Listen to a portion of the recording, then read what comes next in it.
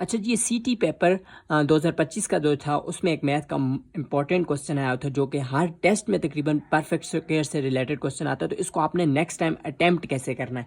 So, यहाँ पे ये क्वेश्चन था कि which of the following is not a perfect square.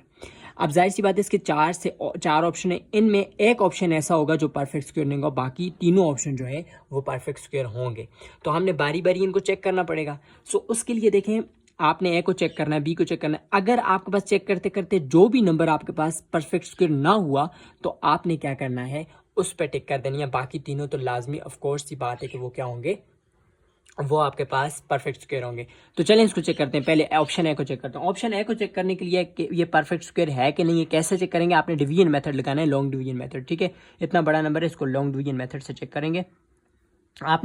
आपको देखें, कोई भी क्वेश्चन आ जाए आपका परफेक्ट स्क्वायर का कि ये परफेक्ट स्क्वायर है कि नहीं, अब इनमें से कौन सा परफेक्ट स्क्वायर है, तो आपने परफेक्ट स्क्वायर चेक करने के लिए ये लॉन्ग डिवीजन मेथड आसान है, बिल्कुल सिंपल सा मेथड है, इसको यूज़ करना है। अब मैं इसको चेक करने लगा हूँ। तो यहाँ पर देखें, ये आपने इस साइड से दो दो के जोड़े बनाने हैं, बन के दो के जोड़े। अब ये 56 है। अब आपने 56 का परफेक्ट स्क्वायर देखें, 7 7 ज़ार 49 और 8 8 ज़ार करो तो 8 8 ज़ार 64 हो जाता है। तो आप 7 का जो परफेक्ट स्क्वायर है वो 7 लगाएंगे। क्यों लगाया, 8 के साथ क्यों नहीं किया और 6 के साथ, हमने इसके करीब तरीन जाना है। तो करीब तरीन जो परफेक्ट स्क्वायर जा रहा है वो 7 7 ज़ार 49 जा रहा है।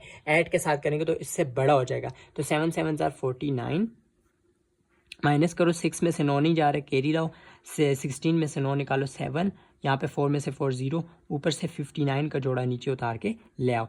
अब ये जो 7 7 का हमने किया हुआ है, अब इस 7 को और इस 7 को आपस में जमा करो। ठीक है, इन दोनों को जमा किया तो आंसर क्या है आपके पास, 14।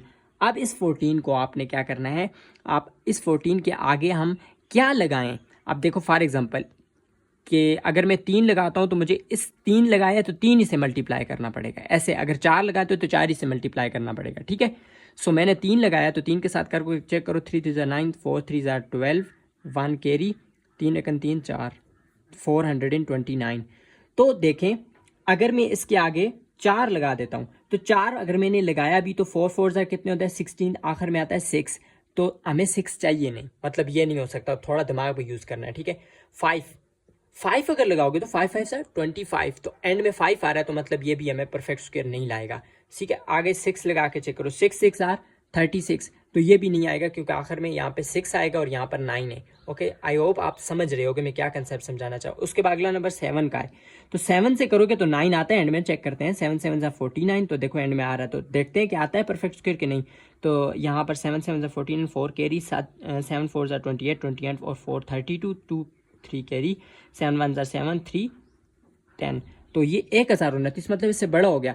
इसका मतलब क्या हुआ, इसका मतलब हुआ कि ये परफेक्ट स्क्वायर नहीं है, क्योंकि अगर देखें 3 और 7 ही ऐसा टेबल था जिसको इनके साथ मल्टीप्लाई करने से परफेक्ट स्क्वायर बन सकता था, और कौन सा परफेक्ट, मतलब एंड में उसके 9 आ सकता था, तो नहीं आया, मतलब ये परफेक्ट स्क्वायर बन ही नहीं रहा। ठीक है, अब देखें ये तो परफेक्ट स्क्वायर नहीं है, मतलब हमारा ऑप्शन तो ए है, हमारा ऑप्शन ए है, हमने ए पे क्लिक कर देना है।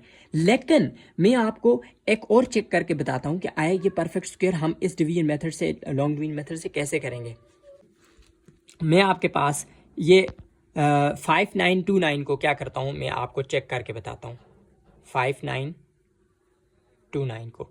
ठीक है, अब इसके दो दो के जोड़े बना लिए हमने। बनाने के बाद अब फिर 7 7 ज़ार 49 और 8 बड़ा हो जाता है, तो 7 के साथ करेंगे तो 49। ओके, सो या माइनस करो, 9 में से 9 और 5 में से 4 1, अब ऊपर से ये वाला जोड़ा नीचे उतारो। अब 7 और 7 14। ठीक है, अब 14 के आगे क्या लगाएं, अब देखें हमने लास्ट टाइम किया था कि 4 के आगे 7 लगा दो उधर से, और जो नंबर आगे लगाओगे इसके 14 के आगे उसी से फिर मल्टीप्लाई भी करना पड़ेगा। तो 7 लगाया, 7 7 ज़ार 49, 4 कैरी, 7 4 ज़ार 28, 28 4 32, 2 3 7 1 ज़ार, ये आगे ही निकाला था। तो इसका मतलब क्या हुआ कि ये क्या लगाया, इधर 7 लगाया तो इधर भी 7 लगाओ, तो 77 का परफेक्ट स्क्वायर है ये वाला।